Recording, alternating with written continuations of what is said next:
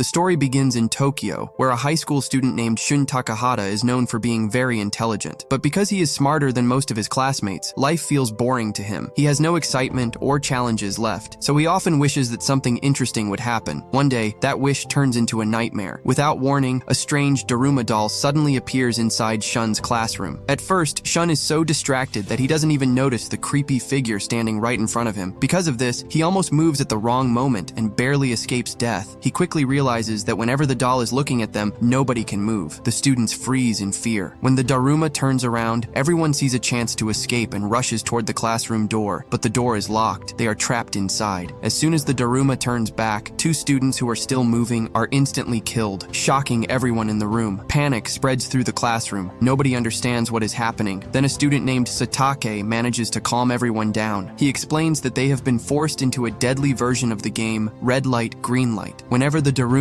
turns its back and starts speaking, the students can move. But the moment it finishes speaking and turns around, anyone who is still moving will die. The class becomes even more terrified, but Satake notices something important. He spots a button on the Daruma's back and tells everyone that pressing it should end the game. Hearing this, one student decides to make a run for it. He waits for the doll to start talking and then sprints toward it. For a moment, it looks like his plan might work, but the Daruma suddenly finishes its sentence much faster than before and turns around instantly. The student is caught moving and is killed right in front of everyone. The remaining students are horrified. Then they notice a timer on the Daruma's body. There is less than a minute left before the game ends. Thinking they have no other choice, many students panic and charge toward the doll. One after another, they are eliminated. Soon, only Shun and Satake are left alive. With just a few seconds remaining, they decide to work together. Satake crouches down and lets Shun use him as a step. Shun jumps into the air and, with only 1 second left on the timer, manages to press the button on the Daruma's back. The doll suddenly stops moving and announces that the game is over. Relieved, Shun and Satake celebrate their victory. They believe they have both survived, but just as they start congratulating each other, something horrible happens. Satake's head suddenly explodes. Shun stands frozen in shock. The Daruma calmly explains that only Shun actually pressed the button. Since Satake never touched it himself, he was not considered a winner. That means Shun is the only survivor of the game. Unable to believe what he has just witnessed, Shun desperately calls out for help. But before anyone can answer, the Daruma speaks one final time. It tells him, "I am the mouse, and the cat is coming." Shun has no idea what that means, but it sounds like a clue for the next deadly game. A few moments later, the classroom door finally opens. Standing outside is Shun's childhood friend, Ichika Akamoto. She looks completely terrified and shocked by what she is seeing. As she rushes towards Shun to help him, it becomes clear that this nightmare is far from over. Shun quickly runs over to Ichika and asks what happened to her. She explains that she was also forced to play the Daruma game in her classroom. But unlike Shun's game, when she pressed the button, all of her classmates were automatically eliminated, leaving her as the only survivor. Hearing this, Shun is shocked because the exact same thing happened in his class. Realizing that something terrible is going on, he suggests calling the police right away. But when he checks his phone, he discovers that there is no signal at all. Nobody can contact the outside world. Even so, Shun refuses to give up. He suggests leaving the school and finding help somewhere else. However, when they try to escape, they discover that every door in the building is locked. The only door that remains open leads to the school gymnasium. With no other choice, they enter the gym. The moment they step inside, the door behind them slams shut. Once again, they are trapped. But this time, they are not alone. Several students are already gathered in the middle of the gym. Some of them are even wearing rat costumes. As Shun looks around, he notices strange Japanese characters written on the floor. After reading them, he realizes they are instructions for the next game. The message says that they must give the bell to the cat in order to win. As everyone tries to understand what that means, one of the students wearing a rat costume advises the others to put on the costumes too. He warns them that nobody knows what might happen if they don't. Before anyone can make a decision, the floor suddenly shakes. Then the ground opens up beneath them, and a giant cat statue rises from the center of the gym. A few seconds later, cheerful music begins playing, and then the giant cat starts moving. Without warning, it lunges forward and swallows one of the students wearing a rat costume. The terrified students immediately scatter and run in every direction. The giant cat soon soon moves toward Ichika. She braces herself for the worst, but surprisingly, the creature ignores her. Instead, it turns around and stretches its spring-like neck across the gym, swallowing other students dressed as rats. While running for her life, Ichika notices a bell rolling across the floor. At the same time, Shun spots a basketball hoop hanging from the giant cat's collar. Suddenly, everything starts to make sense. The clue on the floor said they must give the bell to the cat. Looking at the hoop attached to the cat's neck, Shun realizes that they probably need to throw the bell through the basket. He quickly tells everyone his idea. One of the students from the basketball team grabs the bell and asks Ichika to throw it to him. After catching it, he takes careful aim and launches it toward the hoop. For a moment, it looks like a perfect shot, but the giant cat reacts instantly. It blocks the throw and sends the bell flying back with incredible force. The impact slams the student into a wall, killing him instantly. The remaining students are horrified. A moment later, the giant cat looks directly at Shun. He thinks he's about to die, but once again, the creature ignores him and attacks another student wearing a rat costume instead. That's when Shun finally understands the real rule of the game. The cat is hunting the rats. He immediately warns everyone to take off their rat costumes. The students quickly remove them, believing they have finally figured out how to survive. For a brief moment, it seems like they are safe, but then the giant cat starts moving again. This time, it doesn't care who is wearing a costume and who isn't. It begins attacking everyone in sight. Panic spreads through the gym as the students run for their lives. During the chaos, Ichika falls to the ground right next to the bell. As she looks up, she realizes something terrifying. There are only 3 minutes left before the game ends, and if they don't figure out how to get the bell to the cat before time runs out, they are all going to die. The giant cat slowly moves toward Ichika and opens its huge mouth, ready to swallow her whole. Just when it seems like all hope is lost, Shun suddenly appears wearing a rat costume. He runs in front of the cat and grabs its attention, saving Ichika at the last second. The cat immediately starts chasing him around the gym. Shun runs from side to side, barely avoiding its attacks. Meanwhile, he asks the other students to throw the bell into the basket, but after seeing what happened to the basketball player earlier, nobody is brave enough to try. As Shun keeps running, he suddenly starts hearing a strange voice. To his surprise, he realizes that because he is wearing the rat costume, he can actually understand what the cat is saying. When he listens carefully, he discovers something unexpected. The giant cat keeps complaining that its back is itchy and wishes someone would scratch it so it can relax and fall asleep. Shun immediately gets an idea. He runs behind the cat, climbs onto its back, and grabs onto the ropes hanging from its body. Then he starts scratching its back. Almost instantly, the cat enjoys it. Instead of attacking him, it starts asking for more. The giant creature becomes calmer and calmer with every scratch. Realizing he can't do it alone, Shun asks the other students for help. Ichika quickly joins him, and soon the remaining students climb onto the cat as well. Together, they keep scratching its back until the giant cat finally falls asleep. With the cat out of the way, Shun picks up the bell and prepares to throw it into the basket, but before he can do it, the other students rush toward him. They are afraid that only the person who throws the bell will survive the game. Soon, everyone starts arguing over who should take the shot. Their loud shouting wakes the cat up. In an instant, the giant creature attacks again and kills 2 students at once. Now there isn't enough time to make it fall asleep again. Thinking fast, Shun comes up with another plan. He grabs a torn basketball and asks Ichika to go with him to the locker room. A short time later, they return carrying both the ball and the bell, which they have hidden inside a rat costume. Then they split up. Ichika runs on one side while Shun runs on the other, confusing the giant cat about which one is carrying the real bell. As they get closer, Shun purposely lets everyone see that he is holding the basketball. The cat believes the ball contains the bell and focuses all its attention on him, but that was exactly what Shun wanted. At the last second, he reveals that the real bell is hidden inside the torn basketball. He quickly throws it toward the basket. Unfortunately, his aim is slightly off. The bell reaches the hoop but doesn't go in. For a moment, everyone thinks the game is over. Then, out of nowhere, a tough student named Amaya jumps down from above. Using perfect timing, he slams the bell through the basket, winning the game with only seconds remaining. The giant cat immediately shuts down. A few moments later,